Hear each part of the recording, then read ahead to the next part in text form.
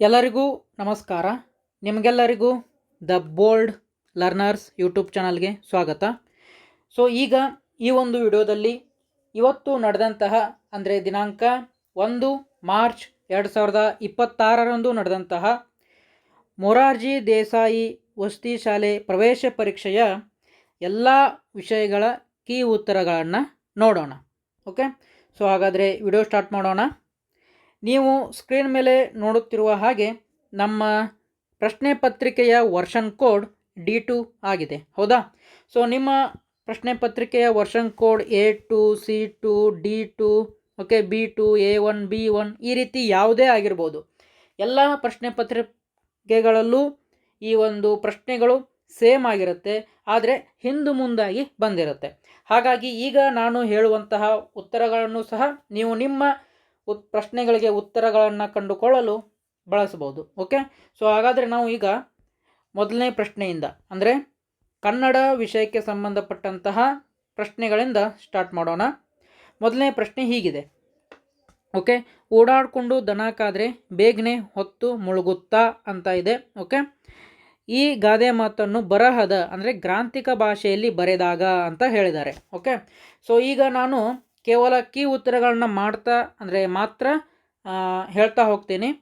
ಮುಂಬರುವಂತಹ ವಿಡಿಯೋಗಳಲ್ಲಿ ಈ ಕೀ ಉತ್ತರಗಳಿಗೆ ವಿವರಣೆಯನ್ನು ಸಹ ನೀಡ್ತೇನೆ. ಹಾಗಾಗಿ ನಮ್ಮ ಚಾನಲನ್ನು ಸಬ್ಸ್ಕ್ರೈಬ್ ಮಾಡ್ಕೊಳ್ಳೋದನ್ನು ಮರಿಬೇಡಿ. ಓಕೆ, ಹಾಗಾದರೆ ಮೊದಲನೇ ಪ್ರಶ್ನೆಗೆ ಸರಿಯಾದ ಉತ್ತರ ಆಪ್ಷನ್ ನಂಬರ್ 2ರಲ್ಲಿ ಇರುವಂಥದ್ದು. ಓಕೆ, ಓಡಾಡಿಕೊಂಡು ದನ ಕಾದರೆ ಬೇಗನೆ ಹೊತ್ತು ಮುಳುಗುತ್ತದೆಯೇ ಅನ್ನುವಂಥದ್ದು. ಎರಡನೇ ಪ್ರಶ್ನೆಯನ್ನು ನೋಡೋಣ. ಪ್ರಜ್ಞಾವಧಾನಿ ಈ ಪದದ ಅರ್ಥ ಅಂತ ಕೇಳಿದ್ದಾರೆ. ಇದಕ್ಕೆ ಸರಿಯಾದ ಉತ್ತರ ತಿಳುವಳಿಕೆ ಹಾಗೂ ಸ್ಮರಣ ಶಕ್ತಿಯುಳ್ಳವನು ಅಂತ ಅರ್ಥ. ಓಕೆ, ಮೂರನೇ ಪ್ರಶ್ನೆಯನ್ನು ನೋಡೋಣ. ಅಣ್ಣ ಪತ್ರವನ್ನು ಬರೆದನು, ಹೌದಾ? ಈ ವಾಕ್ಯವನ್ನು ಬಹುವಚನ ರೂಪದಲ್ಲಿ ಬರೆದಾಗ ಅಂತ ಕೇಳಿದ್ದಾರೆ. ಹಾಗಾದರೆ ಈ ಪ್ರಶ್ನೆಗೆ ಸರಿಯಾದ ಉತ್ತರ ಆಪ್ಷನ್ ನಂಬರ್ 3ರಲ್ಲಿರುವಂಥದ್ದು ಅಣ್ಣಂದಿರು ಪತ್ರಗಳನ್ನು ಬರೆದರು. ಓಕೆ, ನಾಲ್ಕನೇ ಪ್ರಶ್ನೆಯನ್ನು ನೋಡಿ. ಮುಳ್ಳಯ್ಯನಗಿರಿಯು ಕರ್ನಾಟಕದಲ್ಲಿರುವ ಅತ್ಯಂತ ಎತ್ತರವಾದ ಬೆಟ್ಟ. ಈ ವಾಕ್ಯದಲ್ಲಿರುವ ರೂಢನಾಮವನ್ನು ಗುರುತಿಸಿ ಅಂತ ಹೇಳಿದ್ದಾರೆ. ಓಕೆ, ಹಾಗಾದರೆ ಈ ವಾಕ್ಯದಲ್ಲಿರುವ ರೂಢನಾಮ ಯಾವುದಪ್ಪ ಅಂತಂದರೆ ಬೆಟ್ಟ ಅನ್ನುವಂಥದ್ದು. ಆಪ್ಷನ್ ನಂಬರ್ 3ರಲ್ಲಿ ಇರುವಂಥದ್ದು ಸರಿಯಾದ ಉತ್ತರ. ಹಾಗೆ ಐದನೇ ಪ್ರಶ್ನೆಯನ್ನು ನೋಡೋಣ. ಗುಂಪಿಗೆ ಸೇರದ ಪದ ಗುರುತಿಸಿ ಅಂತ ಹೇಳಿದರೆ ಭಕ್ತ, ಆಜ್ಞೆ, ಹೆಜ್ಜೆ, ಚಕ್ರ. ಓಕೆ, ಇವುಗಳಲ್ಲಿ ಗುಂಪಿಗೆ ಸೇರದ ಪದ ಯಾವುದಪ್ಪ ಅಂದರೆ ಹೆಜ್ಜೆ ಅನ್ನುವಂಥದ್ದು. ಯಾಕಂದರೆ ಇದು ಸಜಾತಿ ಒತ್ತಕ್ಷರ ಪದ. ಇನ್ನು ಉಳಿದಂಥವು ವಿಜಾತಿ ಒತ್ತಕ್ಷರ ಪದಗಳು. ಹಾಗಾಗಿ ಸರಿಯಾದ ಉತ್ತರ ಹೆಜ್ಜೆ ಅನ್ನುವಂಥದ್ದು. ಓಕೆ, ಮುಂದಿನ ಪ್ರಶ್ನೆಗೆ ಹೋಗುವುದಕ್ಕಿಂತ ಮುಂಚೆ ಒಂದು ಇಂಪಾರ್ಟೆಂಟ್ ನೋಟಿಸ್ ಇದೆ. ಅದೇನಂತಂದರೆ ನಿಮಗೆಲ್ಲರಿಗೂ ಆದರ್ಶ ವಿದ್ಯಾಲಯ ಶಾಲೆ ಇದರ ಪರಿಚಯ ಇದೆ ಅಂತ ಅಂದ್ಕೊಳ್ತೀನಿ. ಇದು ಸಹ ಗೌರ್ಮೆಂಟ್ ಇಂಗ್ಲೀಷ್ ಮೀಡಿಯಂ ಸ್ಕೂಲ್. ಈ ಒಂದು ಶಾಲೆಗೆ ಪ್ರವೇಶವನ್ನು ನೀವು ಬಯಸಿದ್ದಲ್ಲಿ ಇದಕ್ಕೂ ಸಹ ಮೊರಾರ್ಜಿ ಶಾಲೆ ಥರ ಪ್ರವೇಶ ಪರೀಕ್ಷೆಯನ್ನು ಬರೀಬೇಕು. ಹಾಗೆ ಇದಕ್ಕೆ ಆನ್ಲೈನ್ ಮುಖಾಂತರ ಅರ್ಜಿಯನ್ನು ಹಾಕಬೇಕಾಗಿರುತ್ತೆ. ಈ ಒಂದು ಆನ್ಲೈನ್ ಅರ್ಜಿ ಸಲ್ಲಿಸುವ ದಿನಾಂಕವನ್ನು ಮಾರ್ಚ್ 2ರವರೆಗೆ ಏನು ಮಾಡಿದ್ದಾರೆ ಅಂತಂದರೆ ವಿಸ್ತರಣೆ ಮಾಡಿದ್ದಾರೆ. ಅಂದರೆ ಇವತ್ತು ದಿನಾಂಕ ಎಷ್ಟಪ್ಪ ಅಂತಂದರೆ 1 ಮಾರ್ಚ್ 2026, ಅಂದರೆ ನಾಳೆನೇ ಕೊನೆಯ ದಿನಾಂಕ ಇದೆ. ಓಕೆ, ನಾಳೆ ಕೊನೆಯ ದಿನಾಂಕ ಇದೆ ಅಂತಂದರೆ ಈಗ ಸದ್ಯಕ್ಕೆ ಈ ವಿಡಿಯೋ ಮಾಡುವಾಗ ಆ ವೆಬ್ಸೈಟ್ನಲ್ಲಿ ಬಿಟ್ಟಿರುವಂತಹ ನೋಟಿಫಿಕೇಷನ್ ಪ್ರಕಾರ ಮಾರ್ಚ್ 2 ಅಂತ ಹೇಳಿದ್ದಾರೆ. ಓಕೆ, ಈ ದಿನಾಂಕ ಮುಂದಾದರೂ ಹೋಗ್ಬೋದು ಅಥವಾ ಇದೇ ಕೊನೆಯ ದಿನಾಂಕ ಆಗ್ಬೋದು, ನನಗೂ ಗೊತ್ತಿಲ್ಲ, ಹೌದಾ? ಬಟ್ ಈ ವಿಡಿಯೋ ಮಾಡುವಾಗ ಮಾರ್ಚ್ 2 ಇದೆ. ಹಾಗಾಗಿ ಟೈಮ್ ವೇಸ್ಟ್ ಮಾಡದೆ ಇನ್ನೂ ಯಾರೆಲ್ಲ ಅರ್ಜಿ ಸಲ್ಲಿಸಿಲ್ಲ ಆದಷ್ಟು ಬೇಗ ಅರ್ಜಿಯನ್ನು ಸಲ್ಲಿಸಿ. ಓಕೆ, ಆಮೇಲೆ ಈ ಒಂದು ಅರ್ಜಿಯನ್ನು ಹೇಗೆ ಸಲ್ಲಿಸುವುದು ಅಂತ ನಾನು ಆಲ್ರೆಡಿ ನಮ್ಮ ಯೂಟ್ಯೂಬ್ ಚಾನಲಲ್ಲಿ ಸ್ಟೆಪ್ ಬೈ ಸ್ಟೆಪ್ ವಿವರಣೆಯನ್ನು ನೀಡಿದ್ದೇನೆ ಒಂದು ವಿಡಿಯೋದಲ್ಲಿ. ಆ ವಿಡಿಯೋನ ನೀವು ನೋಡ್ತಾ ಮೊಬೈಲ್ ಮೂಲಕ ಆಗಿರ್ಬೋದು ಅಥವಾ ಲ್ಯಾಪ್ಟಾಪ್ ಮುಖಾಂತರ ಆಗಿರ್ಬೋದು ನೀವೇ ಮನೆಯಲ್ಲಿ ಕೂತ್ಕೊಂಡು ಅರ್ಜಿಯನ್ನು ಸಲ್ಲಿಸ್ಬೋದು. ಓಕೆ, ಹಾಗಾದರೆ ಈ ಒಂದು ಆದರ್ಶ ವಿದ್ಯಾಲಯ ಶಾಲೆಗೆ ನೀವು ತಯಾರಿಯನ್ನು ನಡೆಸಿದ್ದಲ್ಲಿ ನಿಮಗೆ ಹಿಂದಿನ ವರ್ಷದ ಪ್ರಶ್ನೆ ಪತ್ರಿಕೆಗಳು ಬೇಕಾಗಿದ್ದಲ್ಲಿ ಅಂದರೆ 2011ರಿಂದ 2025ರವರೆಗಿನ ಒಟ್ಟಾರೆಯಾಗಿ 15 ವರ್ಷಗಳ ಒಂದು ಪ್ರಶ್ನೆ ಪತ್ರಿಕೆಗಳಾಗುತ್ತೆ. ಈ ಒಂದು ಪ್ರಶ್ನೆ ಪತ್ರಿಕೆಗಳು ಕೀ ಉತ್ತರಗಳೊಂದಿಗೆ ನಿಮಗೆ ಬೇಕಾಗಿದ್ದಲ್ಲಿ ಈ ಸ್ಕ್ರೀನ್ ಮೇಲೆ ಕಾಣುತ್ತಿರುವಂತಹ ವಾಟ್ಸಪ್ ನಂಬರ್ಗೆ ಮೆಸೇಜ್ ಮಾಡಿ. ಓಕೆ. ಆಮೇಲೆ ಈ ಒಂದು ಪ್ರಶ್ನೆ ಪತ್ರಿಕೆಗಳು ಉಚಿತವಾಗಿ ಇರುವುದಿಲ್ಲ. ನಾವು ನಿಗದಿಪಡಿಸಿರುವಂತಹ ಒಂದು ಫೀಸನ್ನು ನೀವು ನಮಗೆ ಗೂಗಲ್ ಪೇ ಅಥವಾ ಫೋನ್ಪೇ ಮುಖಾಂತರ ಆನ್ಲೈನ್ ಪೇಮೆಂಟ್ ಮಾಡಿದ್ದಲ್ಲಿ ನಾವು ಈ ಪ್ರಶ್ನೆ ಪತ್ರಿಕೆಗಳನ್ನು PDF ಫಾರ್ಮೇಟಲ್ಲಿ ನಿಮಗೆ ವಾಟ್ಸಪ್ ಮುಖಾಂತರ ತಲುಪಿಸ್ತೇವೆ. ಓಕೆ.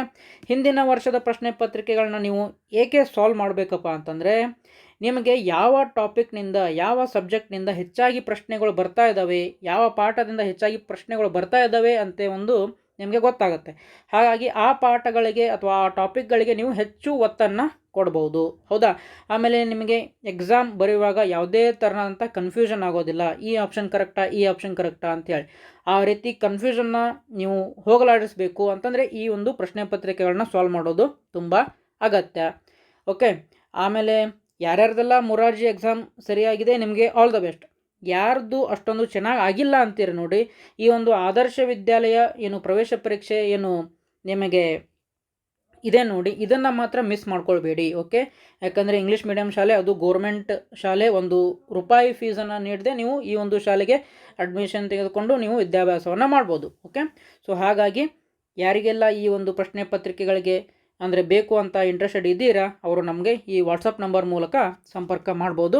ಅದೇ ರೀತಿಯಾಗಿ ನಮ್ಮ ಚಾನಲ್ ಅಂದರೆ ವಾಟ್ಸಪ್ ಗ್ರೂಪನ್ನು ನಿಮಗೆ ಸೇರಬೇಕು ಅಂತ ಇಚ್ಛೆಪಟ್ಟಿದ್ದಲ್ಲಿ ಈ ಸ್ಕ್ಯಾನ್ ಏನಿದೆ QR ಕೋಡ್ ಏನಿದೆ ಇದನ್ನು ಸ್ಕ್ಯಾನ್ ಮಾಡುವ ಮುಖಾಂತರ ನಮ್ಮ ವಾಟ್ಸಪ್ ಚಾನಲ್ಗೆ ನೀವು ಜಾಯಿನ್ ಆಗ್ಬೋದು. ಓಕೆ. ಸೊ ಹಾಗಾದರೆ ಮತ್ತೆ ಮುಂದಿನ ಒಂದು ಪ್ರಶ್ನೆಯನ್ನು ನೋಡೋಣ. ಓಕೆ. ಮುಂದಿನ ಪ್ರಶ್ನೆ ಏನಿದೆ ಅಂತಂದರೆ 6ನೇ ಪ್ರಶ್ನೆ, ಹುಡುಗರು ಪ್ಲಸ್ ಎಲ್ಲರೂ ಅಂತ ಇದೆ = ಹುಡುಗರೆಲ್ಲರೂ. ಈ ಸಂಧಿಯಲ್ಲಿ ಲೋಪವಾಗಿರುವ ಸ್ವರ ಅಂತ ಕೇಳಿದ್ದಾರೆ. ಓಕೆ. ಇದರಲ್ಲಿ ಲೋಪವಾಗಿರುವ ಸ್ವರ ಯಾವುದು ಅಂತಂದರೆ ಉ ಅನ್ನುವಂಥದ್ದು. ಓಕೆ. ನೆಕ್ಸ್ಟ್ ಆಮೇಲೆ 7ನೇ ಪ್ರಶ್ನೆಯನ್ನು ನೋಡೋಣ. 7ನೇ ಪ್ರಶ್ನೆಗೆ ಉತ್ತರವನ್ನು ನೋಡೋಣ. ಅಕ್ಕ ಮಹಾದೇವಿಯವರ ಜನ್ಮಸ್ಥಳ ಶಿವಮೊಗ್ಗ ಜಿಲ್ಲೆಯ ಶಿಕಾರಿಪುರ ತಾಲೂಕಿನ ಯಾವ ಗ್ರಾಮ ಅಂತ ಕೇಳಿದ್ದಾರೆ. ಇದಕ್ಕೆ ಸರಿಯಾದ ಉತ್ತರ ಆಪ್ಷನ್ 3ರಲ್ಲಿರುವಂಥದ್ದು ಉಡುತಡಿ. ಓಕೆ. ಹಾಗೆ 8ನೇ ಪ್ರಶ್ನೆಯನ್ನು ನೋಡೋಣ. ಮೈ ಪ್ಲಸ್ ತೊಳೆ, ಮೈದೊಳೆ ಈ ಪದವು ಯಾವ ಸಂಧಿಗೆ ಉದಾಹರಣೆ ಅಂತ ಕೇಳಿದ್ದಾರೆ. ಇದಕ್ಕೆ ಸರಿಯಾದ ಉತ್ತರ ಆಪ್ಷನ್ 2ರಲ್ಲಿ ಇರುವಂಥದ್ದು ಆದೇಶ ಸಂಧಿ. ಹಾಗೆ 9ನೇ ಪ್ರಶ್ನೆಯನ್ನು ನೋಡೋಣ.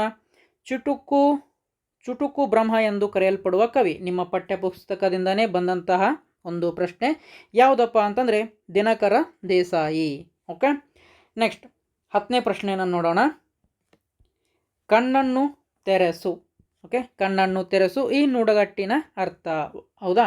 ಹಾಗಾದರೆ ಈ ಪ್ರಶ್ನೆಗೆ ಸರಿಯಾದ ಉತ್ತರ ಆಪ್ಷನ್ ನಂಬರ್ 2ರಲ್ಲಿ ಇರುವಂಥದ್ದು ಅರಿವು ಉಂಟಾಗುವುದು. ಓಕೆ. ಸೊ ಕನ್ನಡ ವಿಷಯಕ್ಕೆ ಸಂಬಂಧಿಸಿದಂತೆ 10 ಪ್ರಶ್ನೆಗಳಿಗೆ ಕೀ ಉತ್ತರಗಳನ್ನು ನಾವು ನೋಡಿದೆವು. ವಿಡಿಯೋ ಇಷ್ಟ ಆಗಿದ್ದರೆ ತಪ್ಪದೆ ಲೈಕ್ ಮಾಡಿ. ಓಕೆ. ನೆಕ್ಸ್ಟ್ 11ನೇ ಪ್ರಶ್ನೆಯನ್ನು ನೋಡೋಣ. 11ನೇ ಪ್ರಶ್ನೆ ಹೀಗಿದೆ. ರಿತೇಶನ ಬಳಿ ಕರಿಯ ಮೊಲವಿದೆ. ಅಡಿಗೆರೆ ಎಳೆದ ಪದವು ಸೂಚಿಸುವ ವ್ಯಾಕರಣಾಂಶ ಅಂತ ಇದೆ. ಸೊ ಹಾಗಾದರೆ ಈ ಪ್ರಶ್ನೆಗೆ ಸರಿಯಾದ ಉತ್ತರ ಆಪ್ಷನ್ ನಂಬರ್ 4ರಲ್ಲಿರುವಂಥದ್ದು ಗುಣ ವಿಶೇಷಣ. ಹಾಗೆ 12ನೇ ಪ್ರಶ್ನೆಯನ್ನು ನೋಡಿ. ಸಮಯೋಚಿತ ಈ ಪದದ ಸರಿಯಾದ ಬಿಡಿಸಿದ ರೂಪ ಅಂತ ಕೇಳಿದ್ದಾರೆ. ಇದಕ್ಕೆ ಸರಿಯಾದ ಉತ್ತರ ಆಪ್ಷನ್ ನಂಬರ್ 3ರಲ್ಲಿರುವಂಥದ್ದು ಸಮಯ ಪ್ಲಸ್ ಉಚಿತ. ಓಕೆ. ನೆಕ್ಸ್ಟ್ 13ನೇ ಪ್ರಶ್ನೆ. ನಿನ್ನ ಸಕಲ ಕಾರ್ಯದಲ್ಲಿ ಜಯವಾಗಲಿ ಈ ವಾಕ್ಯದಲ್ಲಿ ಸಪ್ತಮಿ ವಿಭಕ್ತಿ ಒಳಗೊಂಡಿರುವ ಪದ ಅಂತ ಇದೆ. ಸೊ ಇದಕ್ಕೆ ಸರಿಯಾದ ಉತ್ತರ ಕಾರ್ಯದಲ್ಲಿ ಅನ್ನುವಂಥದ್ದು ಆಪ್ಷನ್ 3 ಕಾರ್ಯದಲ್ಲಿ. ಹಾಗೆ 14ನೇ ಪ್ರಶ್ನೆಯನ್ನು ನೋಡಿ. ಕೆಳಗಿನ ವಾಕ್ಯಗಳಲ್ಲಿ ಸೂಕ್ತ ಲೇಖನ ಚಿಹ್ನ ಬಳಸಿ ಬರೆದಿರುವ ವಾಕ್ಯವನ್ನು ಗುರುತಿಸಿ ಅಂತ ಹೇಳಿದ್ದಾರೆ. ಸೊ ಇದಕ್ಕೆ ಸರಿಯಾದ ಉತ್ತರ ಆಪ್ಷನ್ ನಂಬರ್ 2ರಲ್ಲಿರುವಂಥದ್ದು. ಓಕೆ. ಸರಿಯಾಗಿ ನೋಡಿಕೊಳ್ಳಿ. ನೆಕ್ಸ್ಟ್ 15ನೇ ಪ್ರಶ್ನೆಯನ್ನು ನೋಡೋಣ. ಓಕೆ. 15ನೇ ಪ್ರಶ್ನೆ. ಕೆಳಗೆ ನೀಡಿರುವ ಪದಗಳನ್ನು ಅಕಾರಾದಿಯಾಗಿ ಬರೆಯಿರಿ. ಅಂದರೆ ಶಬ್ದಕೋಶದ ಪ್ರಕಾರ ನಿಮ್ಮ ಡಿಕ್ಷನರಿ ಪ್ರಕಾರ ಬರೆಯಿರಿ ಅಂತ ಹೇಳಿದ್ದಾರೆ. ಹಾಗಾದರೆ ಇದಕ್ಕೆ ಸರಿಯಾದ ಉತ್ತರ ಏನು? ಮಾವ, ಮೀಸೆ, ಮೊಸರು. ಮೈಸೂರು ಮೊಸರು ಅನ್ನುವಂಥದ್ದು. ಅಂದರೆ ಡಿಕ್ಷನರಿಯಲ್ಲಿ ಮೊದಲು ಬರುವಂಥ ಪದ ಮಾವ, ಆಮೇಲೆ ಬರುವಂಥದ್ದು ಮೀಸೆ, ಆಮೇಲೆ ಮೈಸೂರು, ಆಮೇಲೆ ಮೊಸರು. ಓಕೆ, 16ನೇ ಪ್ರಶ್ನೆಯನ್ನು ನೋಡೋಣ. ಓಕೆ, 16ನೇ ಪ್ರಶ್ನೆ ಏನಿದೆ ಇಲ್ಲಿ ಫಿಲ್ ಇನ್ ದ ಬ್ಲ್ಯಾಂಕ್ಸ್ ಮಾಡಬೇಕು ನಾವು. ಫಾರ್ ಎಕ್ಸಾಂಪಲ್, ಕಾವೇರಿ ಕೊಡಗಿನ ಭಾಗಮಂಡಲದ ಬೆಟ್ಟದ ಬಳಿ ಕಿರಿದಾಗಿ ಹುಟ್ಟಿ ಕೆಳಗೆ ಹರಿಯುತ್ತದೆ ಅಂತ ಇದೆ. ಸೊ ಇದರಲ್ಲಿ ಮೊದಲಿಗೆ ಕಾ ಬರಬೇಕು. ಓಕೆ, ಇಲ್ಲಿಯೂ ಸಹ ಕಾ ಇದೆ. ಓಕೆ, 4ನೇದರಲ್ಲಿ ಕಾ ಇಲ್ಲ. 2ನೇಕ್ಕೆ ನಮಗೆ ಕೋ ಬರಬೇಕು. ಇಲ್ಲಿ ಕಿ ಇದೆ, ಇಲ್ಲಿ ಕೆ ಇದೆ, ರಾಂಗ್. ಹಾಗಾದರೆ ಸರಿಯಾದ ಉತ್ತರ ಯಾವುದು? ಆಪ್ಷನ್ ನಂಬರ್ 2ರಲ್ಲಿ ಇರುವಂಥದ್ದು ಕಾ, ಕೋ, ಕಿ, ಕೆ. ನೆಕ್ಸ್ಟ್ 17ನೇ ಪ್ರಶ್ನೆಯನ್ನು ನೋಡಿ. ತಪ್ಪು ಮಾಡಿದವರನ್ನು ದಂಡದಿಂದ ಶಿಕ್ಷಿಸಿ ದಂಡ ಹಾಕುವುದು ಸಂಪ್ರದಾಯವಾಗಿತ್ತು. ಈ ವಾಕ್ಯದಲ್ಲಿ ದಂಡ ಪದವು ಅಂತ ಕೇಳಿದ್ದಾರೆ. ಸೂಚಿಸುವ ನಾನಾರ್ಥಗಳು.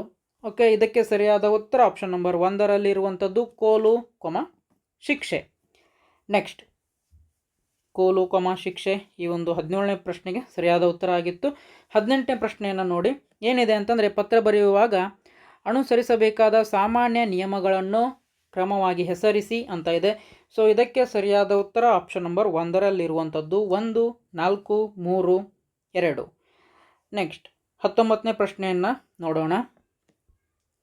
ಮಾದರಿಯಂತೆ ಬರೆ ಅಂತ ಹೇಳಿದ್ದಾರೆ. ಬಂದನು ಈ ಪದದ ಧಾತು ರೂಪ ಬರು ಅಂತ ಇದೆ. ಹಾಗಾದರೆ ತಿಂದನು ಈ ಪದದ ಧಾತು ರೂಪ ಯಾವುದು ಅಂತ ಅಂದರೆ ಆಪ್ಷನ್ ನಂಬರ್ 3ರಲ್ಲಿರುವಂಥದ್ದು ತಿನ್ನು. ಓಕೆ, ನೆಕ್ಸ್ಟ್ 20ನೇ ಪ್ರಶ್ನೆ, ಕನ್ನಡ ವಿಷಯಕ್ಕೆ ಸಂಬಂಧಪಟ್ಟಂತೆ ಕೊನೆಯ ಪ್ರಶ್ನೆ ಏನಿದೆ ಅಂತಂದರೆ, ಬೆಟ್ಟದ ಮೇಲೊಂದು ಮನೆಯ ಮಾಡಿ ಮೃಗಗಳಿಗಂಜಿದೊಡೆಯಂತಯ್ಯ, ಪ್ರಾಣಿಗಳಿಗೆ ಅಂಜಿದೊಡೆಯಂತಯ್ಯ ಅಂತಲೂ ಅಂದ್ಕೊಳ್ಬೋದು. ಮೃಗಗಳಿಗೆ ಅಂಜಿದೊಡೆಯಂತಯ್ಯ ಸರಿಯಾದ ಉತ್ತರ. ಓಕೆ, ಇಲ್ಲಿವರೆಗೂ ನಾವು ಕನ್ನಡ ವಿಷಯಕ್ಕೆ ಸಂಬಂಧಪಟ್ಟಂತೆ ಕೀ ಉತ್ತರಗಳನ್ನ ನೋಡಿದೆವು. ಓಕೆ, ಆವಾಗಲೇ ಹೇಳಿದಾಗೆ ನಿಮಗೆ ಹಿಂದಿನ ವರ್ಷದ ಪ್ರಶ್ನೆ ಪತ್ರಿಕೆಗಳು ಬೇಕಾಗಿದ್ದಲ್ಲಿ ಈ ಒಂದು ವಾಟ್ಸಪ್ ನಂಬರನ್ನು ಸಂಪರ್ಕ ಮಾಡ್ಬೋದು. ಓಕೆ, ಅದೇ ರೀತಿಯಾಗಿ ನಮ್ಮ ವಾಟ್ಸಪ್ ಗುಂಪು, ಓಕೆ, ವಾಟ್ಸಪ್ ಗ್ರೂಪನ್ನು ನೀವು ಏನು ಸೇರಬೇಕು ಎಂದು ಬಯಸಿದ್ದಲ್ಲಿ ಈ ಒಂದು ವಾಟ್ಸಪ್ ಗ್ರೂಪನ್ನು ನೀವು ಈ QR ಕೋಡನ್ನು ಸ್ಕ್ಯಾನ್ ಮಾಡುವ ಮುಖಾಂತರ ಜಾಯ್ನ್ ಆಗ್ಬೋದು. ಓಕೆ, ನೆಕ್ಸ್ಟ್ ಈಗ ಇಂಗ್ಲೀಷ್ ವಿಷಯದ ಕೀ ಉತ್ತರಗಳನ್ನು ನೋಡ್ತಾ ಹೋಗೋಣ. ಇಂಗ್ಲೀಷ್ ವಿಷಯದ ಕೀ ಉತ್ತರಗಳನ್ನು ನೋಡೋಣ. 21ನೇ ಪ್ರಶ್ನೆಯಿಂದ ಸ್ಟಾರ್ಟ್ ಆಗುತ್ತೆ ಇಂಗ್ಲೀಷ್ ಪ್ರಶ್ನೆಗಳು. In these sentences which sentences need a question mark ಅಂತ ಹೇಳಿದ್ದಾರೆ. ಕ್ವಶನ್ ಮಾರ್ಕ್ ಯಾವಾಗ ಇಡ್ತೀವಪ್ಪ ಅಂದರೆ ನಾವು ಕ್ವಶನನ್ನು ಕೇಳುವಾಗ ಕ್ವಶನ್ ಮಾರ್ಕ್ ಇಡ್ತೀವಿ.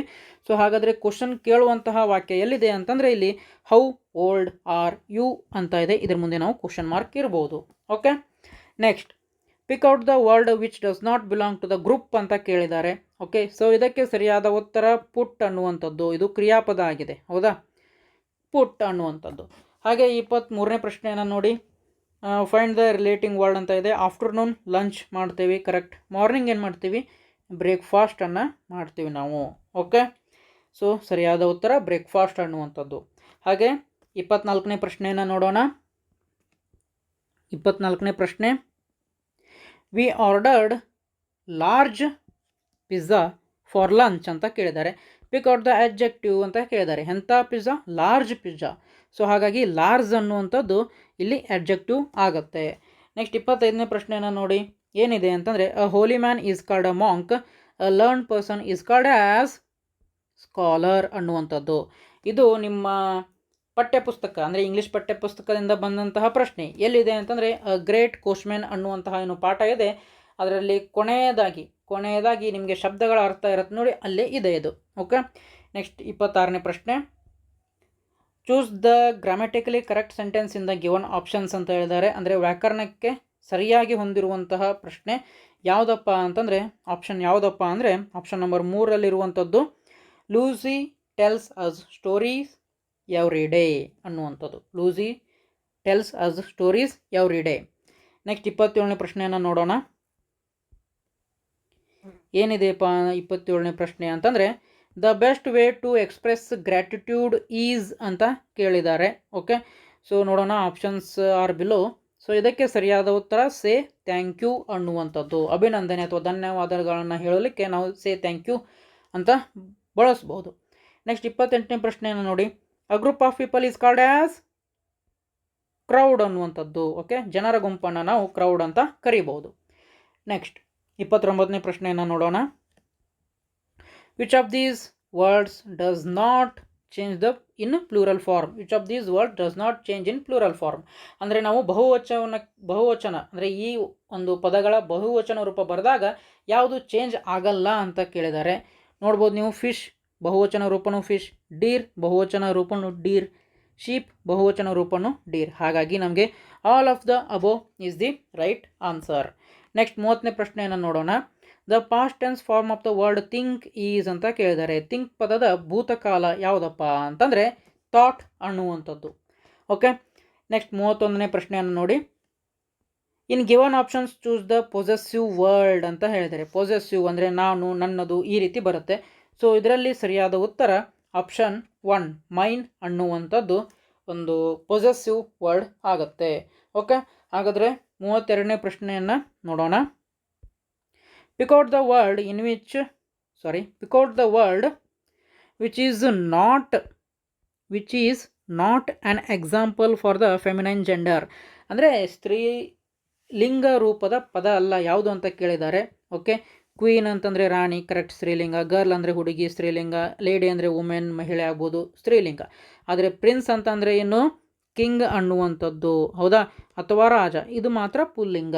ಹಾಗಾಗಿ ನಮಗೆ ಸರಿಯಾದ ಉತ್ತರ ಯಾವುದಪ್ಪ ಅಂತಂದರೆ ಪ್ರಿನ್ಸ್ ಅನ್ನುವಂಥದ್ದು.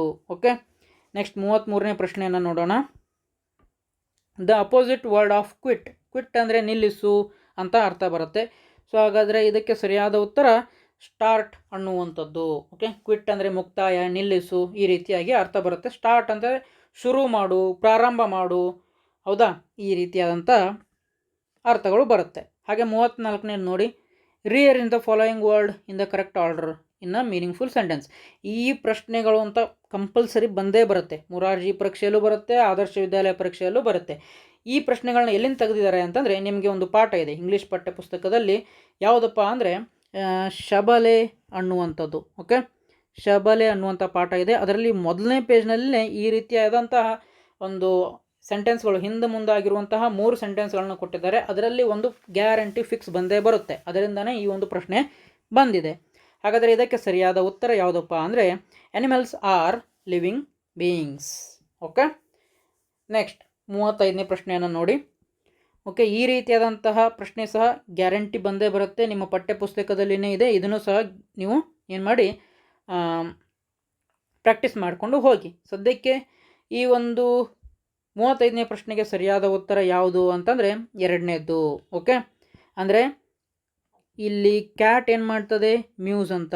ಡಾಗ್ ಏನು ಮಾಡ್ತದೆ, ಬಾಕ್ಸ್ ಅಂತ. ಓಕೆ, ಆಮೇಲೆ ಎಲಿಫೆಂಟ್ ಅಂತ ಏನು ಮಾಡ್ತದೆ, ಟ್ರಂಪೆಟ್ಸು. ಓಕೆ, ಅದರ ಸೌಂಡನ್ನು ಹೇಳ್ತಿದ್ದಾರೆ ಇವರು. ಆಮೇಲೆ ಕೌ ಏನು ಮಾಡ್ತದೆ, ಕೌ ಮೂಸ್ ಅಂತ, ಹೌದಾ. ಆಮೇಲೆ ಶೀಪ್ ಏನು ಮಾಡ್ತದೆ, ಬ್ಲೀಟ್ಸ್ ಅಂತ. D2. ಓಕೆ, D2 ಕರೆಕ್ಟ್ ಆಗಿದೆ. ಸೊ ಹಾಗಾಗಿ ಇದಕ್ಕೆ ಸರಿಯಾದ ಉತ್ತರ 35ನೇದು 2. ನೆಕ್ಸ್ಟ್ 36ನೇದು ನೋಡಿ. ಗಡಿಯಾರದಲ್ಲಿ ಟೈಮ್ ಎಷ್ಟಾಗಿದೆ ಅಂತ ಕೇಳಿದ್ದಾರೆ. Look at the clock and say the time. So ಇದರಲ್ಲಿ ನೋಡ್ಬೋದು ನೀವು 8:30 ಆಗಿದೆ. 8:30ಗೆ ಇಂಗ್ಲೀಷ್ನಲ್ಲಿ ಏನಂತ ಕರಿತೀವಿ ನಾವು, 8:30 ಅಂತ ಕರಿತೀವಿ. ಓಕೆ, 36ನೇ ಪ್ರಶ್ನೆಗೆ ಸರಿಯಾದ ಉತ್ತರ 8:30. ನೆಕ್ಸ್ಟ್ 37ನೇ ಪ್ರಶ್ನೆಯನ್ನು ನೋಡೋಣ. ಫೈಂಡ್ ದ ಮಿಸ್ಸಿಂಗ್ ಲೆಟರ್ಸ್ ಅಂತ ಹೇಳಿದ್ದಾರೆ. ಸೊ ಹಾಗಾದರೆ ಇದಕ್ಕೆ ಸರಿಯಾದ ಉತ್ತರ ಫೇವ್ರೆಟ್ ಅನ್ನುವಂಥದ್ದು, ಮೆಚ್ಚಿನದು ಅಥವಾ ಇಷ್ಟವಾದದ್ದು ಅನ್ನುವಂಥ ಅರ್ಥ ಬರ್ತದೆ.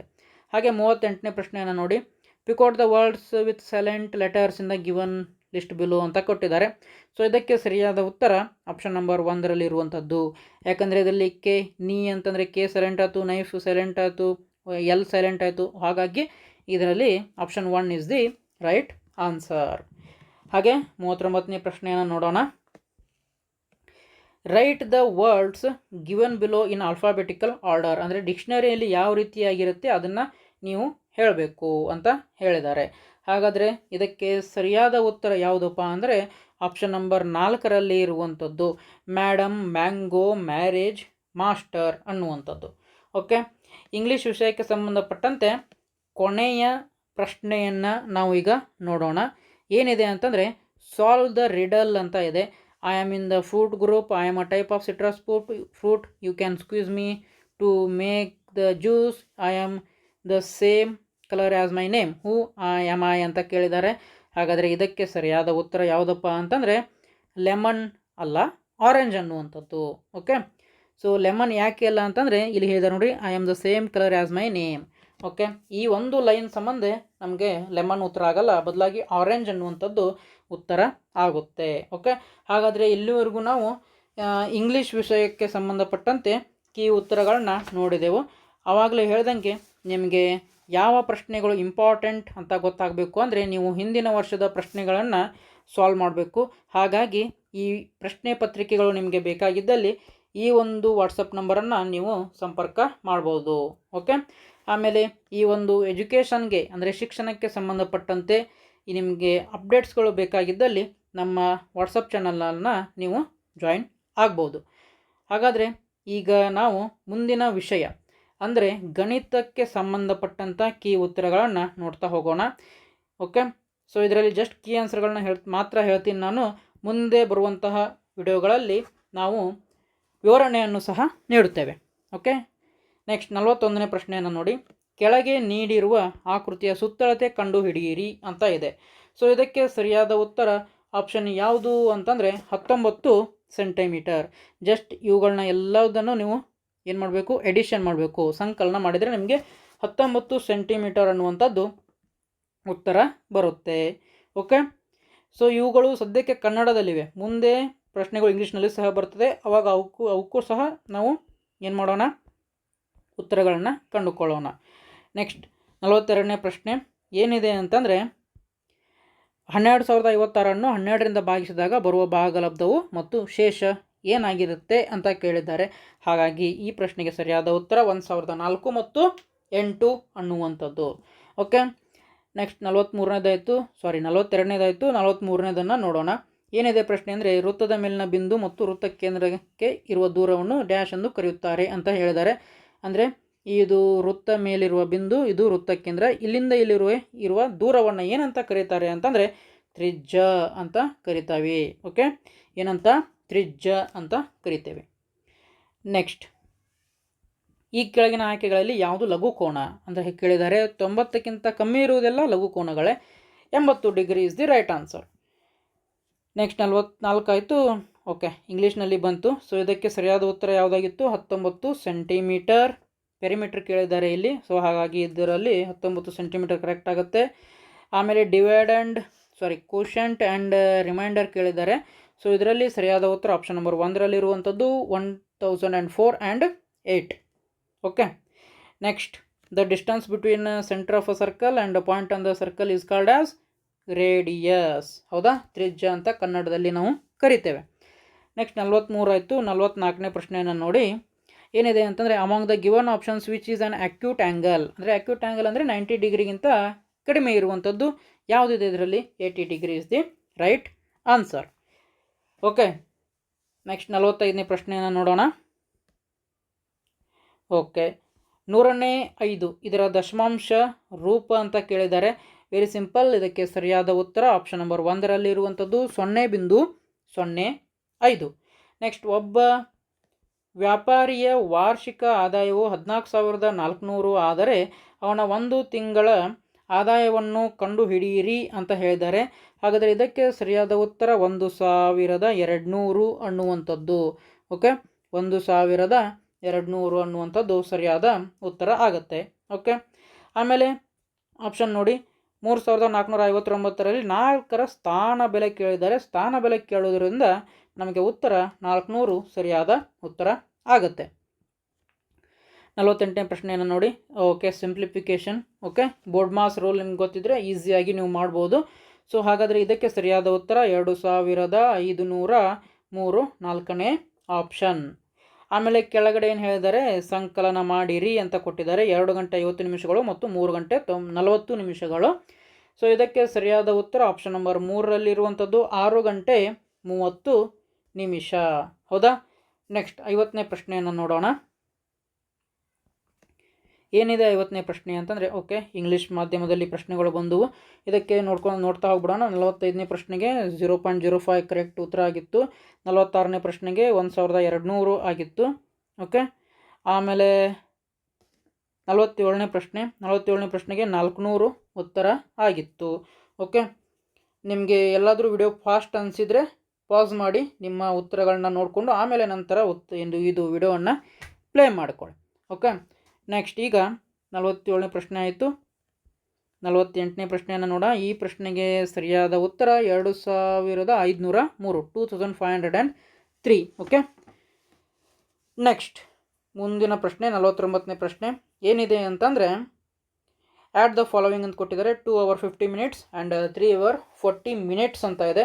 ಸೊ ಇದಕ್ಕೆ ಸರಿಯಾದ ಉತ್ತರ ಆಪ್ಷನ್ ನಂಬರ್ 3ರಲ್ಲಿರುವಂಥದ್ದು 6 hours 30 minutes ಅನ್ನುವಂಥದ್ದು. ಓಕೆ, ನೆಕ್ಸ್ಟ್ 50ನೇ ಪ್ರಶ್ನೆಯನ್ನು ನೋಡೋಣ. ಏನಿದೆ 50ನೇ ಪ್ರಶ್ನೆ ಅಂತ ನೋಡೋದಾದರೆ, ಆಯತದ ಘನದ ಜಾಲಾಕೃತಿಯು ಅಂತ ಕೇಳಿದ್ದಾರೆ. ಸೊ ಇದಕ್ಕೆ ಸರಿಯಾದ ಉತ್ತರ ಆಪ್ಷನ್ ನಂಬರ್ 1ರಲ್ಲಿ ಇರುವಂಥದ್ದು. ಓಕೆ, ನೆಕ್ಸ್ಟ್ ಕೆಳಗಿನ ಸಂಖ್ಯೆಗಳನ್ನು ಇಳಿಕೆ ಕ್ರಮದಲ್ಲಿ ಬರೆಯಿರಿ ಅಂತ ಕೇಳಿದ್ದಾರೆ. ಸೊ ಇಳಿಕೆ ಕ್ರಮದಲ್ಲಿ ಬರೆಯುವಾಗ ನಾವು ಮೊದಲಿಗೆ ದೊಡ್ಡ ಸಂಖ್ಯೆಯನ್ನು ಬರೀಬೇಕು, ಕೊನೆಗೆ ಚಿಕ್ಕ ಸಂಖ್ಯೆಯನ್ನು ಬರಿಬೇಕು. ಓಕೆ, ಅಂದರೆ ಇಳಿಕೆ ಕ್ರಮದಲ್ಲಿ ಬರ್ತಾ ಹೋಗಬೇಕು. ಮೊದಲಿಗೆ ದೊಡ್ಡದು, ಅದಕ್ಕಿಂತ ಸ್ವಲ್ಪ ಚಿಕ್ಕದು, ಅದಕ್ಕಿಂತ ಸ್ವಲ್ಪ ಚಿಕ್ಕದು, ಅದಕ್ಕಿಂತ ಚಿಕ್ಕದು. ಹಾಗಾಗಿ ನಮಗೆ ಈ 1ನೇ ಆಪ್ಷನ್ ಇದಕ್ಕೆ ಸರಿಯಾದ ಉತ್ತರ ಆಗತ್ತೆ. ಓಕೆ, 52ನೇ ಪ್ರಶ್ನೆಯನ್ನು ನೋಡೋಣ. ಎಲ್ಲ ಸಂಖ್ಯೆಗಳ ಅಪವರ್ತನ ಸಂಖ್ಯೆ ಯಾವುದು ಅಂತ ಕೇಳಿದ್ದಾರೆ. ಓಕೆ, ಎಲ್ಲ ಸಂಖ್ಯೆಗಳ ಅಪವರ್ತನ ಸಂಖ್ಯೆ ಯಾವುದು ಅಂತ ಕೇಳಿದ್ದಾರೆ. ಇದಕ್ಕೆ ಸರಿಯಾದ ಉತ್ತರ ಆಪ್ಷನ್ ನಂಬರ್ 1. ಓಕೆ, ನೆಕ್ಸ್ಟ್ 53ನೇ ಪ್ರಶ್ನೆಯನ್ನು ನೋಡೋಣ. ಏನಿದೆ ಅಂತಂದರೆ, ತಂದೆಯೊಡನೆ ರಮಾಳು ಒಂದು ಅಂಗಡಿಗೆ ಹೋಗುತ್ತಾಳೆ. ಅಲ್ಲಿ ಅವಳು 3 ಸೋಪುಗಳನ್ನ ಕೊಳ್ಳುತ್ತಾಳೆ. ಪ್ರತಿ ಸೋಪಿನ ಬೆಲೆ 18 ಆದರೆ ರಮಾಳು ಅಂಗಡಿಯವನಿಗೆ ಎಷ್ಟು ಹಣ ಕೊಡಬೇಕು? ಓಕೆ, ಒಂದು ಸೋಪಿಗೆ 3 ಅಂದರೆ ಒಂದು ಸೋಪಿಗೆ 18 ರೂಪಾಯಿ ಆದರೆ 3 ಸೋಪ್ಗಳಿಗೆ 18 ಗುಣಾಕಾರ 3. ಓಕೆ, 18 3s 54 ಅನ್ನುವಂಥದ್ದು ಸರಿಯಾದ ಉತ್ತರ ಆಗತ್ತೆ. ಓಕೆ, ನೆಕ್ಸ್ಟ್ 54ನೇ ಪ್ರಶ್ನೆ. 54ನೇ ಪ್ರಶ್ನೆಗೆ ಈ ಸ್ವಲ್ಪ ಕನ್ಫ್ಯೂಸಿಂಗ್ ಆಗಿದೆ ನನಗೆ. ಓಕೆ, ಯಾಕಪ್ಪ ಅಂದರೆ ಇಲ್ಲಿ ಏನು ಕೇಳಿದ್ದಾರೆ ಅಂತಂದರೆ, ಈ ಕೆಳಗಿನವುಗಳಲ್ಲಿ ಯಾವುದರ ಪ್ರತಿಬಿಂಬ ಮೂಲ ಪದದಂತೆ ಇರುವುದಿಲ್ಲ ಅಂತ ಕೇಳಿದ್ದಾರೆ. ಓಕೆ, ಸೊ ಹಾಗಾದರೆ ಅಂದರೆ ಮಿರರ್ ಇಮೇಜ್ ಅದು, ಹೌದಾ? ಸೊ ಡ್ಯಾಡ್ ಅಂತ ಇದೆ, ಇದನ್ನು ಮಿರರ್ ಇಮೇಜ್ ನೋಡೋದಾದರೆ ಯಾವ ರೀತಿ ಆಗುತ್ತೆ ಅಂದರೆ ಈ ರೀತಿ ಆಗುತ್ತೆ. ನಿಮಗೆ DAD ಈ ರೀತಿ ಆಗುತ್ತೆ. ಅದೇ ರೀತಿ ದ್ಯಾಟ್ ಅನ್ನೋದನ್ನು ಹೇಗಾಗುತ್ತೆ, TAHT ಈ ರೀತಿ ಆಗುತ್ತೆ. ಮಾಮ್ ಅನ್ನೋದು ಅದೇ ರೀತಿಯಾಗಿರುತ್ತೆ, ಮಾಮ್ ಅಂತಲೇ ಇರುತ್ತೆ. ಓಕೆ, EVE ಅನ್ನೋದು ಯಾವ ರೀತಿ ಆಗುತ್ತೆ ಅಂದರೆ ಈ ರೀತಿ ಆಗುತ್ತೆ ಅದು, ಹೌದಾ?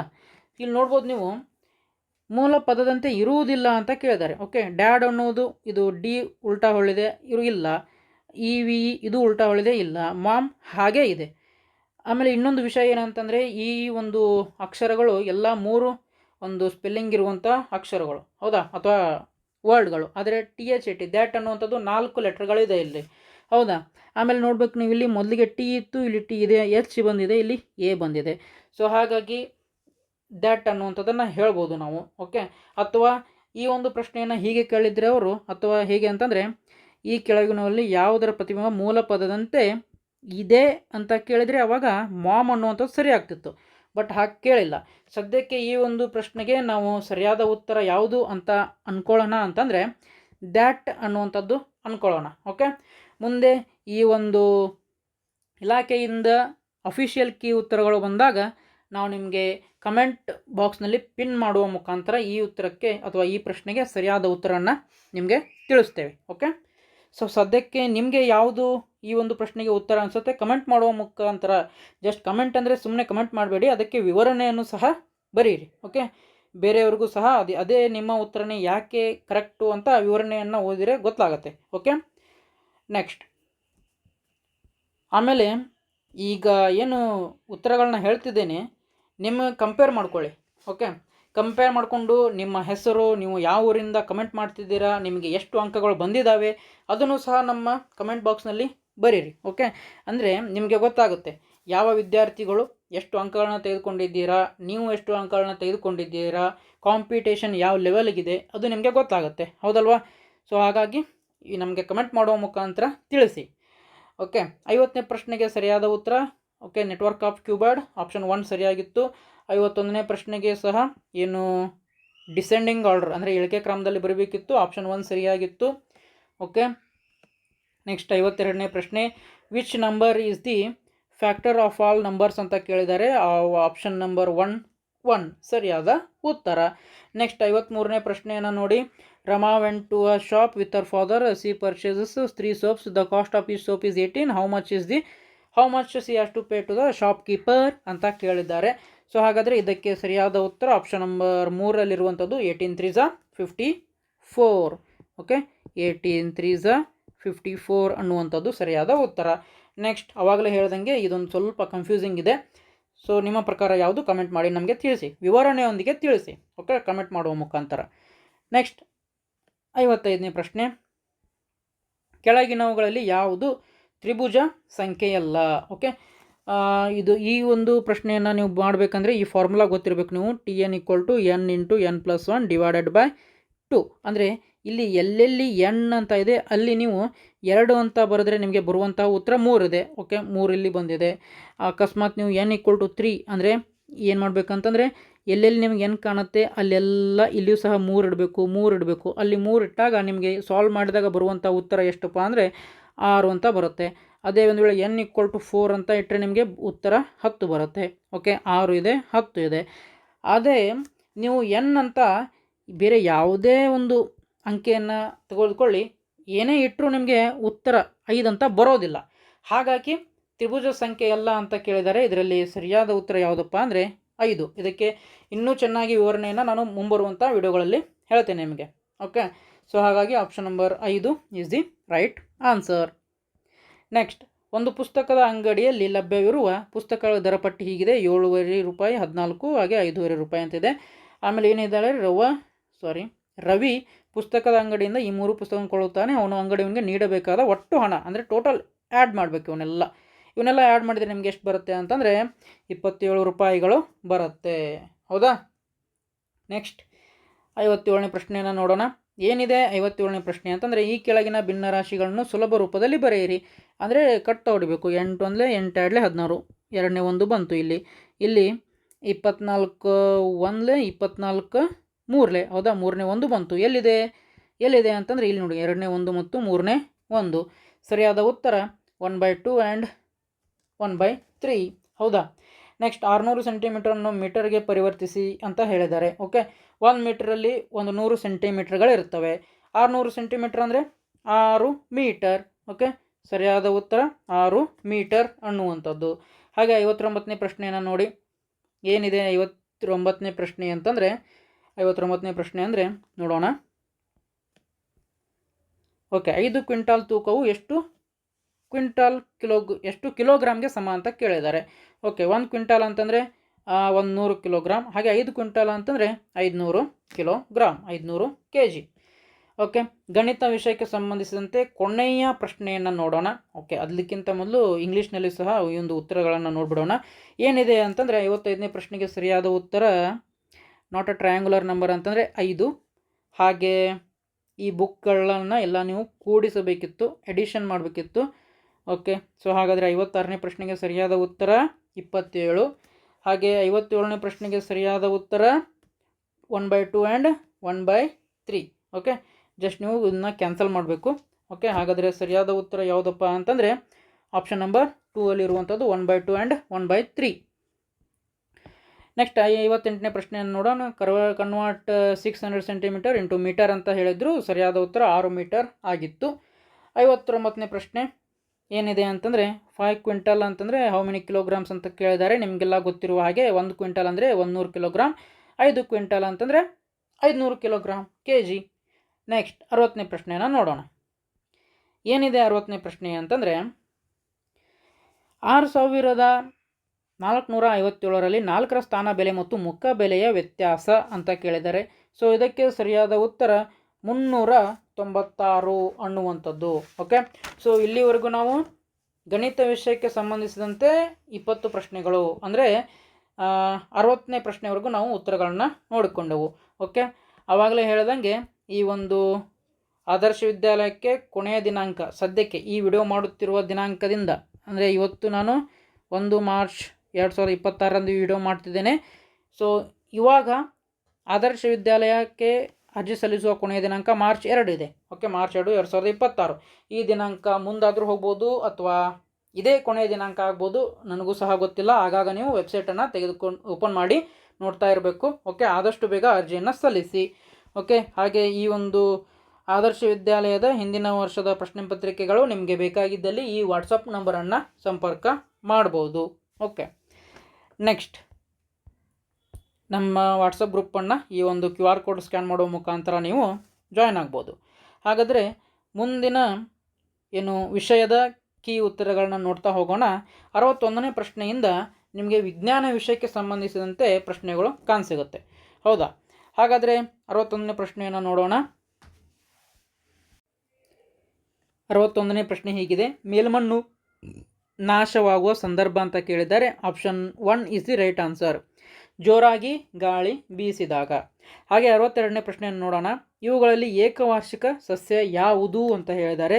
ಹತ್ತಿ ಅನ್ನುವಂಥದ್ದು ಸರಿಯಾದ ಉತ್ತರ ಆಗ್ತದೆ, ಕಾಟನ್. ಓಕೆ, ನೆಕ್ಸ್ಟ್ 63ನೇ ಪ್ರಶ್ನೆಯನ್ನು ನೋಡಿ. ಸಾಗರದ ಅಲೆಗಳಿಂದ ಉತ್ಪತ್ತಿಯಾಗುವ ಶಕ್ತಿ ಅಂತ ಕೇಳಿದ್ದಾರೆ. ಇದಕ್ಕೆ ಸರಿಯಾದ ಉತ್ತರ ಟೈಡಲ್ ಎನರ್ಜಿ ಅಥವಾ ಭರತ ಶಕ್ತಿ ಅಂತ ಉತ್ತರ ಆಗುತ್ತೆ. ಹಾಗೆ 64ನೇ ಪ್ರಶ್ನೆಯನ್ನು ನೋಡೋಣ. ಓಕೆ, ಏನಿದೆ ಅಂತಂದರೆ ಈ ಕೆಳಗಿನ ಯಾವ ಚಟುವಟಿಕೆಗಳಿಗೆ ಕೆಲಸ ನಡೆದಿಲ್ಲ ಯಾವುದಪ್ಪ ಅಂದರೆ ಗೋಡೆಯನ್ನು ತಳ್ಳುವುದು. ಹೌದಾ? ಗೋಡೆಯನ್ನು ತಳ್ಳುವಾಗ ಕೆಲಸ ನಡೆಯುವುದಿಲ್ಲ, ಯಾಕಂದರೆ ಗೋಡೆ ಮೂಮೆಂಟೇ ಆಗೋದಿಲ್ಲ. ಹೌದಾ? ನೆಕ್ಸ್ಟ್ 65ನೇ ಪ್ರಶ್ನೆ ಏನಿದೆ. 65ನೇ ಪ್ರಶ್ನೆ ಅಂತಂದರೆ, ಓಕೆ, ಇದಕ್ಕೆ ಇಂಗ್ಲೀಷ್ ಮಾಧ್ಯಮದಲ್ಲಿ ಸಹ ನಾವು ಉತ್ತರಗಳನ್ನ ನೋಡಿಬಿಡೋಣ. ಏನಿದು ಅಂತಂದರೆ, in 6457 what is the difference between place value and face value ಅಂತ ಕೊಟ್ಟಿದ್ದಾರೆ. ಪ್ಲೇಸ್ ವ್ಯಾಲ್ಯೂ ಎಷ್ಟಿತ್ತು? 400. ಫೇಸ್ ವ್ಯಾಲ್ಯೂ 4 ಇರುತ್ತೆ. ಓಕೆ, ಡಿಫ್ರೆನ್ಸ್ ಕೇಳಿದ್ರಿಂದ ನಾವು ಏನು ಮಾಡಬೇಕು? ವ್ಯವಕಲನ ಮಾಡಬೇಕು. ಎಷ್ಟು ಬರುತ್ತೆ? 396. ಓಕೆ, ನೆಕ್ಸ್ಟ್ 61ನೇ ಪ್ರಶ್ನೆ ನೋಡೋಣ. Top soil erosion takes place due to stormy wind ಅನ್ನುವಂಥದ್ದು. ಹೌದಾ? ನೆಕ್ಸ್ಟ್ 62ನೇ ಪ್ರಶ್ನೆಯನ್ನು ನೋಡಿ.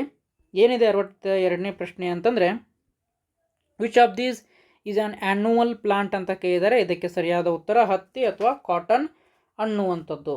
ನೆಕ್ಸ್ಟ್ ಹಾಗೆ 63ನೇ ಪ್ರಶ್ನೆಯನ್ನು ನೋಡಿ. Energy produce by the ocean tides is called as tidal energy. Okay, 64ನೇ ಪ್ರಶ್ನೆ ನೋಡಿ.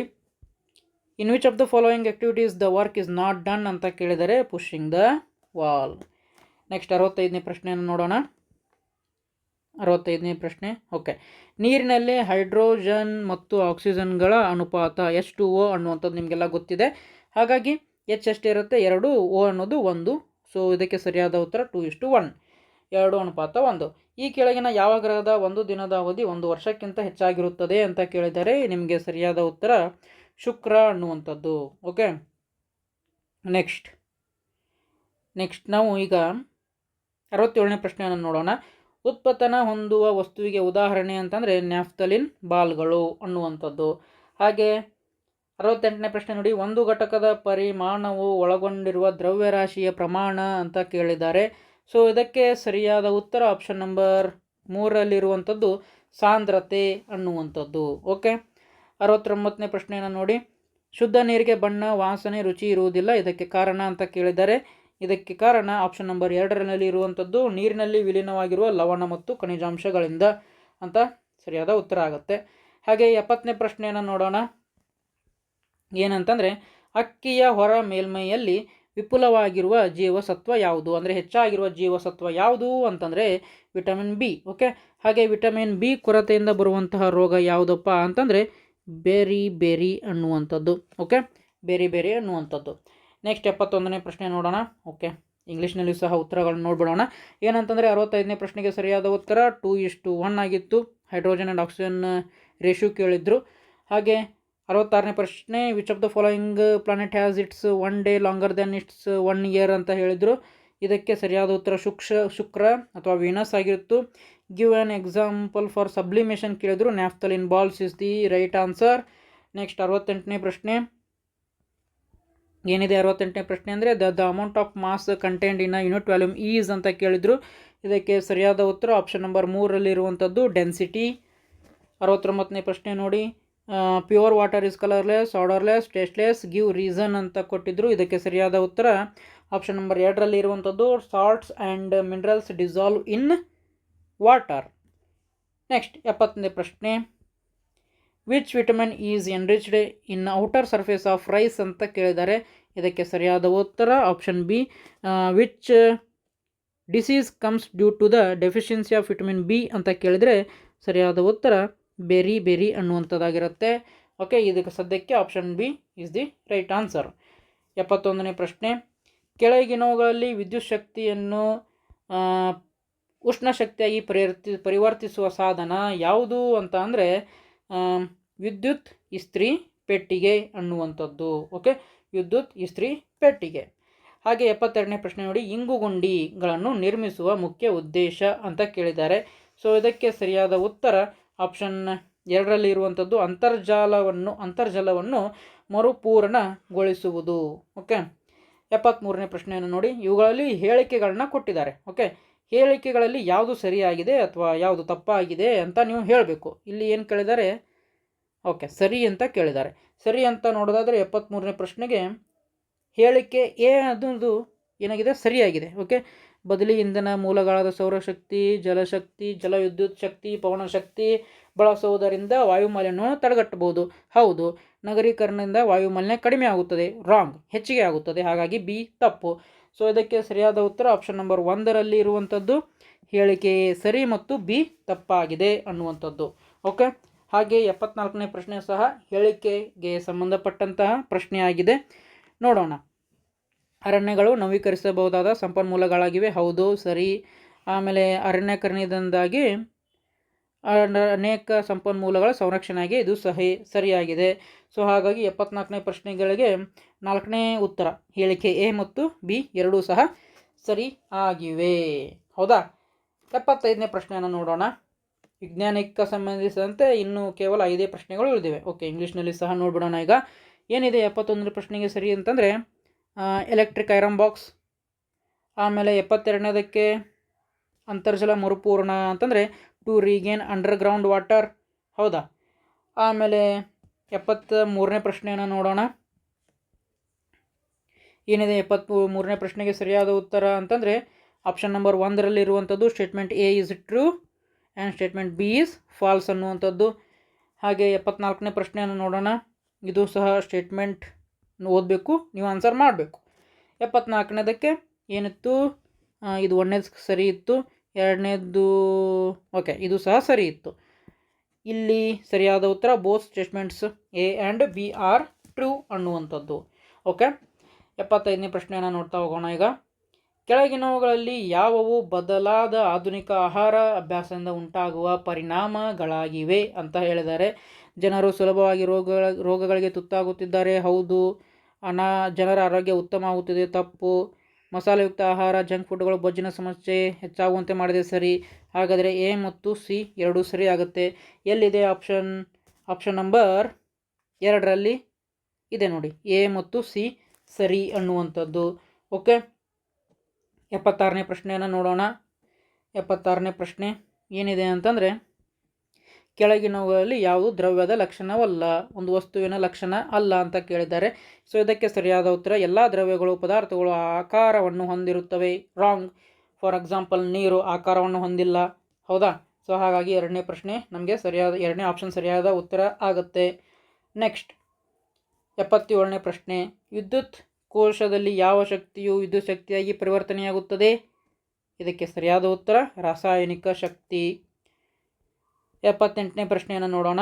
ಈ ಕೆಳಗಿನ ಯಾವ ಲಕ್ಷಣಗಳು ಮಂಗಳ ಗ್ರಹಕ್ಕೆ ಸಂಬಂಧಿಸಿಲ್ಲ ಅಂತ ಕೇಳಿದ್ದಾರೆ. ಸೊ ಹಾಗಾದರೆ ಇದಕ್ಕೆ ಸರಿಯಾದ ಉತ್ತರ ಆಪ್ಷನ್ ನಂಬರ್ 4ರಲ್ಲಿರುವಂಥದ್ದು. ಇದು ಅನೇಕ ತೆಳುವಾದ ಉಂಗುರಗಳನ್ನು ಹೊಂದಿದೆ. ಹೌದಾ? ಇದು ಅನೇಕ ತೆಳುವಾದ ಉಂಗುರಗಳನ್ನು ಹೊಂದಿದೆ. 78ನೇ ಪ್ರಶ್ನೆ ಆಯಿತು.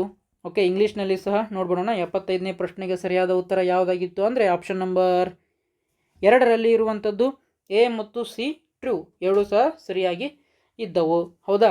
ಹಾಗೆ 76ನೇ ಪ್ರಶ್ನೆಯನ್ನು ನೋಡಿ. ಏನಿತ್ತು ಪ್ರಶ್ನೆ ಅಂತಂದರೆ which of the following is not a characteristic of matter ಅಂತ ಕೇಳಿದರು. ಹಾಗಾದರೆ ಇದಕ್ಕೆ ಸರಿಯಾದ ಉತ್ತರ ಆಪ್ಷನ್ ನಂಬರ್ 2ರಲ್ಲಿ ಇರುವಂಥದ್ದು all matters are substances have a shape. Wrong. For example ವಾಟರ್ಗೆ ಯಾವುದೇ ರೀತಿಯಾದಂಥ ಶೇಪ್ ಇಲ್ಲ. ಅದು ಯಾವ ಒಂದು ನೀವು ಪಾತ್ರೆಯಲ್ಲಿ ಹಾಕ್ತೀರಾ ಅದರ ಶೇಪನ್ನು ಅದು ಪಡ್ಕೊಳ್ತದೆ. ಹೌದಾ? ಹಾಗಾಗಿ ಆಪ್ಷನ್ 2 ಇದಕ್ಕೆ ಸರಿಯಾದ ಉತ್ತರ ಆಗುತ್ತೆ.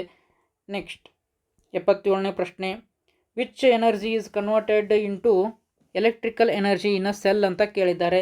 ಸೊ ಇದಕ್ಕೆ ಸರಿಯಾದ ಉತ್ತರ ಆಪ್ಷನ್ ನಂಬರ್ 1ರಲ್ಲಿ ಇರುವಂಥದ್ದು ಕೆಮಿಕಲ್ ಎನರ್ಜಿ ಅಥವಾ ರಾಸಾಯನಿಕ ಶಕ್ತಿ.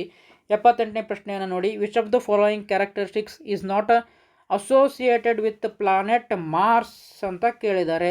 ಓಕೆ, ಸೊ ಹಾಗಾದರೆ ಇದಕ್ಕೆ ಸರಿಯಾದ ಉತ್ತರ this planet has many thin rings ಅಂತ.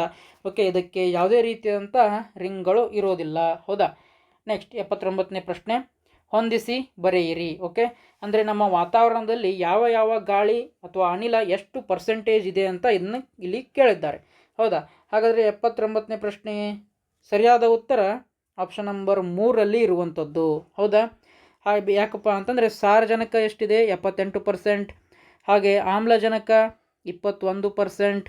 ಹಾಗೆ ಇಂಗಾಲದ ಡೈಆಕ್ಸೈಡ್ ಎಷ್ಟಿದೆಯಪ್ಪ ಅಂತಂದರೆ 0.04%. ಹಾಗೆ ನೀರಾವಿ, ಜಡ ಅನಿಲಗಳು ಮತ್ತು ಧೂಳಿನ ಕಣಗಳು 0.96 ಇದೆ. ಹಾಗಾಗಿ ನಮಗೆ ಆಪ್ಷನ್ ನಂಬರ್ 3 ಸರಿಯಾದ ಉತ್ತರ ಆಗುತ್ತೆ. Okay, A5, B3, C2 and D1.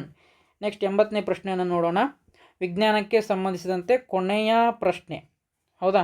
80ನೇ ಪ್ರಶ್ನೆ, ಈ ಕೆಳಗಿನವುಗಳಲ್ಲಿ ಸಸ್ಯಗಳು ಆಹಾರ ತಯಾರಿಸಲು ಬೇಕಾದ ಅಂಶಗಳನ್ನು ಗುರುತಿಸಿ.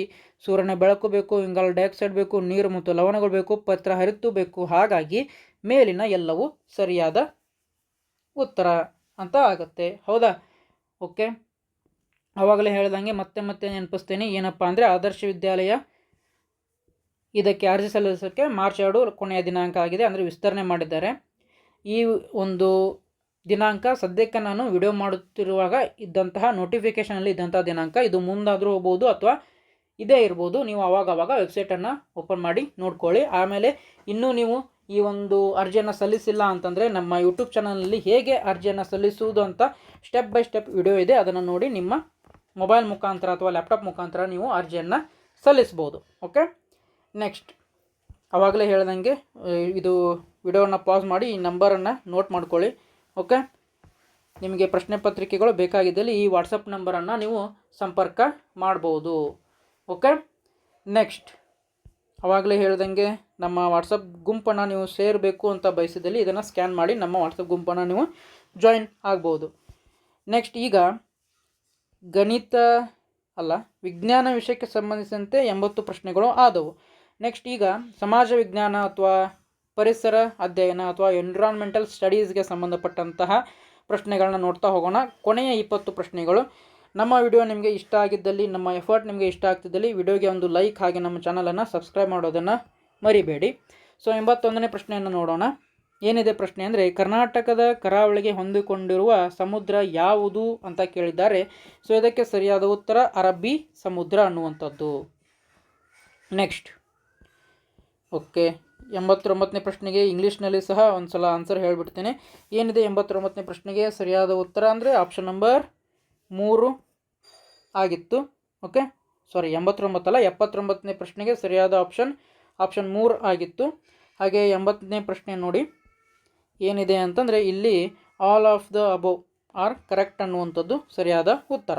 ಹಾಗೆ 81ನೇ ಪ್ರಶ್ನೆಗೆ which of the following sea borders the coast of Karnataka ಅಂತಂದರೆ ಅರೇಬಿಯನ್ ಸಿ ಅನ್ನುವಂಥದ್ದು. ಓಕೆ, ನೆಕ್ಸ್ಟ್ 82ನೇ ಪ್ರಶ್ನೆಯನ್ನು ನೋಡಿ. ಥಾರ್ ಮರುಭೂಮಿಯ ರಾಜಸ್ಥಾನದೊಂದಿಗೆ ಭಾರತದ ಯಾವ 3 ರಾಜ್ಯಗಳಲ್ಲಿ ಹರಡಿಕೊಂಡಿದೆ ಅಂತ ಹೇಳಿದ್ದಾರೆ. ಸೊ ಇದಕ್ಕೆ ಸರಿಯಾದ ಉತ್ತರ ಆಪ್ಷನ್ ನಂಬರ್ 1ರಲ್ಲಿ ಇರುವಂಥದ್ದು ಪಂಜಾಬ, ಹರಿಯಾಣ, ಗುಜರಾತ್ ಅನ್ನುವಂಥದ್ದು. ಹಾಗೆ 83ನೇ ಪ್ರಶ್ನೆಯನ್ನು ನೋಡಿ ಏನಿದೆ ಅಂತಂದರೆ, ಒಂದೇ ಕೃಷಿ ಜಮೀನಿನಲ್ಲಿ ವರ್ಷವೊಂದಕ್ಕೆ 2 ರಿಂದ 3 ಬೆಳೆಗಳನ್ನು ಬೆಳೆಯುವುದಕ್ಕೆ ಡ್ಯಾಶ್ ಎಂದು ಕರೆಯುತ್ತಾರೆ. ಇದು ನಿಮ್ಮ ಪಠ್ಯಪುಸ್ತಕ ಪರಿಸರ ಅಧ್ಯಯನ ಪಠ್ಯಪುಸ್ತಕದಿಂದ ಬಂದಂತಹ ಪ್ರಶ್ನೆಯಾಗಿದೆ. ಓಕೆ, ಹಾಗಾದರೆ ಇದಕ್ಕೆ ಸರಿಯಾದ ಉತ್ತರ ಆಪ್ಷನ್ ನಂಬರ್ 1ರಲ್ಲಿ ಇರುವಂಥದ್ದು ಸಾಂದ್ರ ಬೇಸಾಯ. ಓಕೆ, ಸೊ ಈ ಥರವಂಥ ಪ್ರಶ್ನೆಗಳು ಭಾಳಷ್ಟು ಸಲ ರಿಪೀಟ್ ಆಗಿದೆ. ಓಕೆ, ರಿಪೀಟ್ ಆಗಿದೆ ಅಂತ ನನಗೆ ಹೇಗೆ ಗೊತ್ತಪ್ಪ ಅಂದರೆ ನಾನು ಈ ಒಂದು ಹಿಂದಿನ ವರ್ಷದ ಪ್ರಶ್ನೆಗಳನ್ನು ಸಾಲ್ವ್ ಮಾಡಿದ್ದೇನೆ. ಓಕೆ, ಹಾಗಾಗಿ ನಿಮಗೂ ಸಹ ಈ ಒಂದು ಪ್ರಶ್ನೆ ಪತ್ರಿಕೆಗಳು ಬೇಕಾಗಿದ್ದಲ್ಲಿ ನಮ್ಮ ವಾಟ್ಸಪ್ ನಂಬರನ್ನು ನೀವು ಕಾಂಟ್ಯಾಕ್ಟ್ ಮಾಡಿ ಪಡೆದುಕೊಳ್ಬೋದು.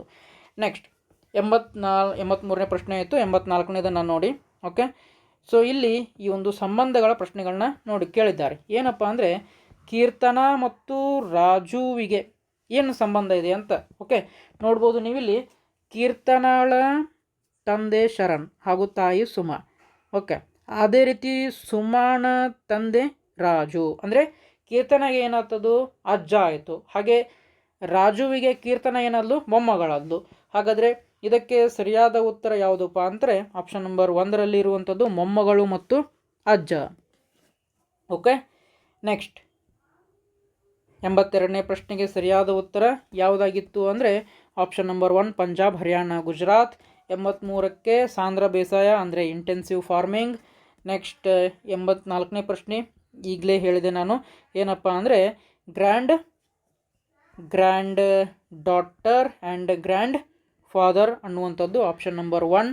ಓಕೆ, ನೆಕ್ಸ್ಟ್ 85ನೇ ಪ್ರಶ್ನೆಯನ್ನು ನೋಡಿ. ನೀವು ನಗರದಲ್ಲಿ ವಾಸಿಸುತ್ತಿದ್ದರೆ ನೀವು ಎದುರಿಸದ ಒಂದು ಸಮಸ್ಯೆ, ಅಂದರೆ ನಿಮಗೆ ಯಾವ ಸಮಸ್ಯೆಯನ್ನು ನೀವು ಎದುರಿಸಿಲ್ಲ ಅಥವಾ ಎದುರಿಸುವುದಿಲ್ಲ ಅಂತ ಕೇಳಿದ್ದಾರೆ. ಓಕೆ, ಕಸೆ ವಿಲೇವಾರಿ. ಓಕೆ, ಇದರ ಸಮಸ್ಯೆಯನ್ನು ನೀವು ನಗರದಲ್ಲಿ ವಾಸಿಸ್ತಿದ್ರೆ ಎದುರಿಸಿದ್ದೇ ಇರ್ತೀರಾ. ಟ್ರಾಫಿಕ್ ಜಾಮ್, ಸರ್ವೇ ಸಾಮಾನ್ಯ, ಕೊಳಚೆ ಪ್ರದೇಶಗಳು, ಸ್ಲಮ್ಗಳು ಇರ್ತವೆ. ಬಟ್ ಸ್ವಚ್ಛ ಮತ್ತು ಶುದ್ಧ ಪರಿಸರ ಇವುಗಳನ್ನ ಎಲ್ಲಿ ಕಾಣ್ಬೋದು ಅಂದರೆ ನೀವು ಹಳ್ಳಿಗಳಲ್ಲಿ ಕಾಣ್ಬೋದು, ಕಾಡಿನಲ್ಲಿ ಕಾಣ್ಬೋದು. ಸೊ ಹಾಗಾಗಿ option 4 is the right answer. Next 86ನೇ ಪ್ರಶ್ನೆಯನ್ನು ನೋಡೋಣ. 86ನೇ ಪ್ರಶ್ನೆಗೆ ಏನಂತ ನೋಡೋದಾದರೆ ಚಂಡೀಗಢ ಈ ಕೆಳಗಿನ ಯಾವ 2 ರಾಜ್ಯಗಳ ರಾಜಧಾನಿಯಾಗಿದೆ ಅಂತ ಕೇಳಿದ್ದಾರೆ. ಸೊ ಇದಕ್ಕೆ ಸರಿಯಾದ ಉತ್ತರ ಆಪ್ಷನ್ ನಂಬರ್ 1ರಲ್ಲಿ ಇರುವಂಥದ್ದು ಪಂಜಾಬ್, ಹರಿಯಾಣ ಅನ್ನುವಂಥದ್ದು. ಓಕೆ, ಪಂಜಾಬ್, ಹರಿಯಾಣ. ನೆಕ್ಸ್ಟ್ 87ನೇ ಪ್ರಶ್ನೆ, 3 ಕಡೆ ನೀರಿದ್ದು ಒಂದು ಕಡೆ ಭೂಭಾಗವಿರುವುದನ್ನು ಡ್ಯಾಶ್ ಎಂದು ಕರೆಯುತ್ತಾರೆ. ಏನಂತ ಕರೀತಾರೆ ಅಂತಂದರೆ ಇದನ್ನು ಪರ್ಯಾಯ ದ್ವೀಪ ಅಂತ ಕರೀತಾರೆ. ಪರ್ಯಾಯ ದ್ವೀಪ. 88ನೇ ಪ್ರಶ್ನೆಯನ್ನು ನೋಡಿ. ಏನು ಕೇಳಿದ್ದಾರೆ ಅಂತಂದರೆ ಈ ಕೆಳಗಿನ ಯಾವ ಹೇಳಿಕೆಗಳು ಗ್ರಾಮೀಣಾಭಿವೃದ್ಧಿಗೆ ಸಂಬಂಧಿಸಿವೆ ಅಂತ ಕೇಳಿದ್ದಾರೆ.